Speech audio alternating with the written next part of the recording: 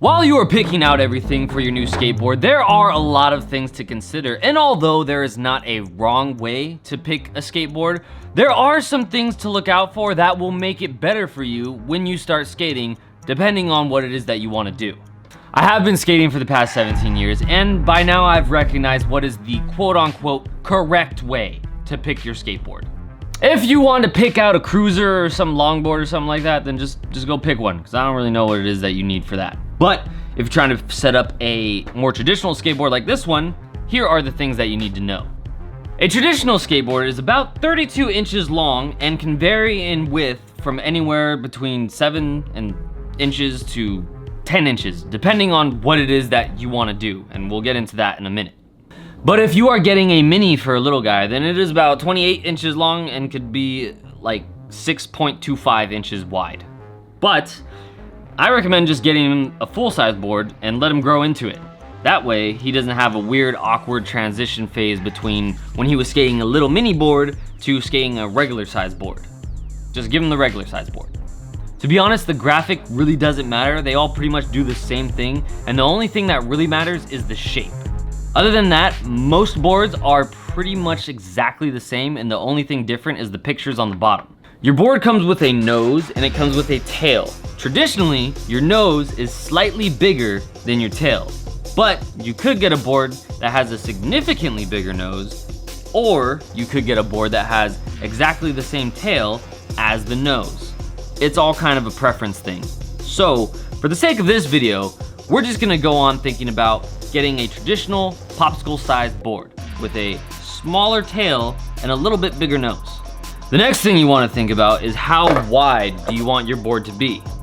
If you are a little guy, then it probably is better for you to start with a board with a width somewhere under 8 inches. Because when I was a little guy, I started with the 775, and it made it easier for me to try to flip my board. A 775 is smaller and better for you to learn how to move it around, and easier for you to learn how to do tricks with. If you are a bigger guy, then it might be better for you to start at an 8 and then see how wide you want to make your board. It kind of is a trade-off, because if you get a 775 and you're already like a full-size man or woman, then it is easier for you to flip your board. But at the same time, if you are flipping that board, it's a smaller surface for you to land on. It's like smaller, right? So if you have an 825 or an 85 or even a 9 size board, then you will have more room for your feet to land on. After you're skating for a while and you feel out an 8 and then you feel out an 825, you feel what a 775 feels like, you will determine which one is right for you. But if you're a smaller person, probably 775. If you're a little bit bigger, probably start at an 8. The more that you skate and you might try your friend's board that's a different width than yours, you'll start to figure out what size is the right size for you. Which one do you want? The most common board size that I see with people that skate things like I do, like ledges, rails, flat ground, stairs, things like that, usually is up to an 825. The people who are skating like 8.5 and up are usually skating transition a lot, like pools, or they have like an old school shape board to skate like pools and a lot of transition. The board setup that I'm talking about is predominantly for street skating. And the most important thing to remember is that you should like this video, because I just tricked you into thinking I was gonna say something important, because it is important. Like the video. And when you're stepping on this board, no matter what size you choose, you're gonna be stepping on some grip tape. There are a few different options when it comes to picking your grip tape. You can get some wild colors that you find on Amazon, or you could get some random sheet of grip tape from your local skate shop. The main difference in grip tapes is how coarse the grip is. You can get some grip tape that's super fat and bumpy, and you will be able to tell the difference when you're stepping on your board and going to try to do flip tricks.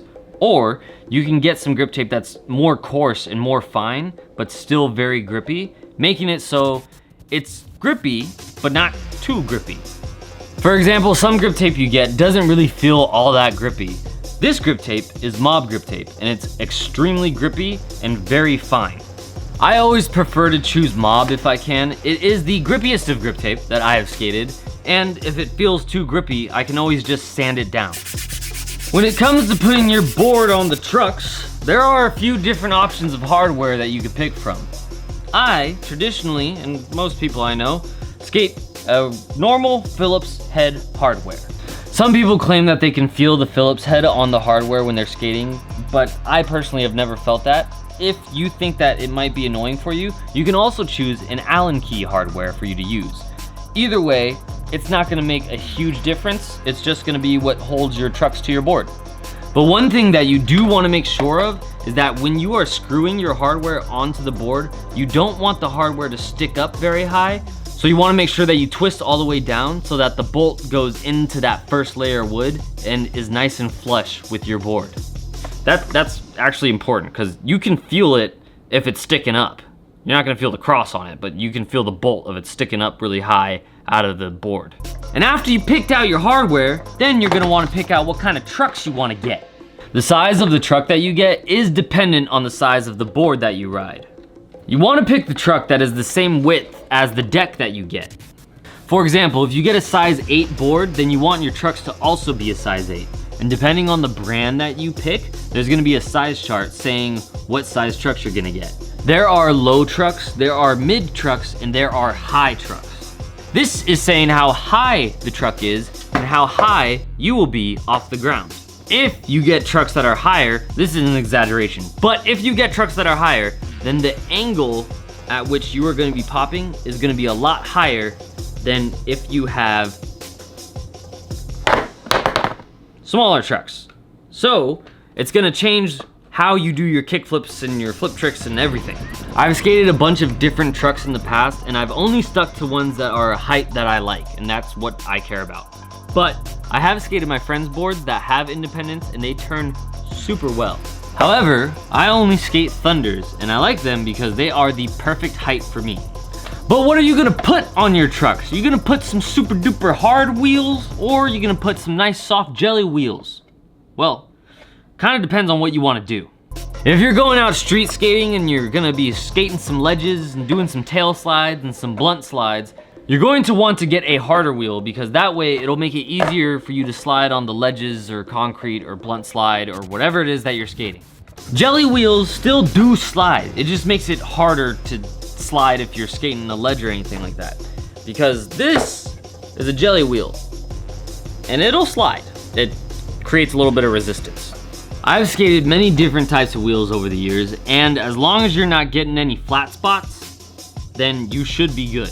A flat spot is where you might land super hard on a trick and slip out, and if your board slides sideways really hard on the ground, it'll create a flat spot on your wheel, making it so it sounds like you're constantly running over a really fat crack in the ground, and it's super annoying.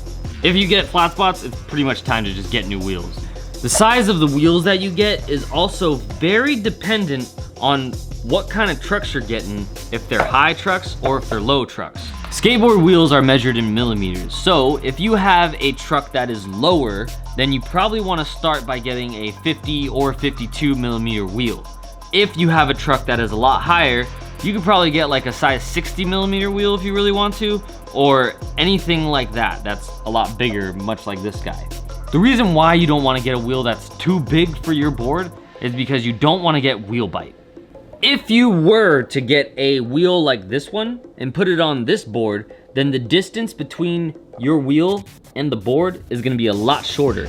And when you land, you could land really heavy on the side and get your wheel stuck on the wood, and that's just going to pitch you off your board, and that's not what you want. Most of the time, I trade out the bushings that come with my trucks for some bones bushings, and I get ones that are harder and just don't tighten my trucks as much. The hardness of the bushings is gonna determine how much you're able to turn.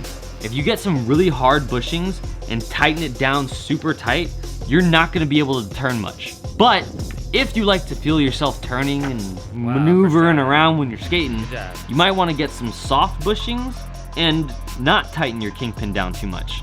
Because if you tighten this down hard and you're trying to turn, you're gonna find that you're just gonna be falling off your board and not able to turn. The only thing you really need to remember is that this grip tape is going to be breaking your shoelaces while you're learning your new tricks and destroying your shoes. So if you don't wanna mess with retying your shoelaces all again, then go to my description where you can get some shoelaces that are not going to be breaking on you as fast as other skateboarding shoelaces. But more importantly than getting those shoelaces so that you're happy about your life is you should subscribe to this YouTube channel for a lot more high quality skateboarding content And make sure you leave a comment letting me know what shoes you want me to review next. Also, what other skateboard content you want to see. And if this video was helpful, sweet, awesome. I'm glad it is. So I will see you guys later. Okay, bye. Love you.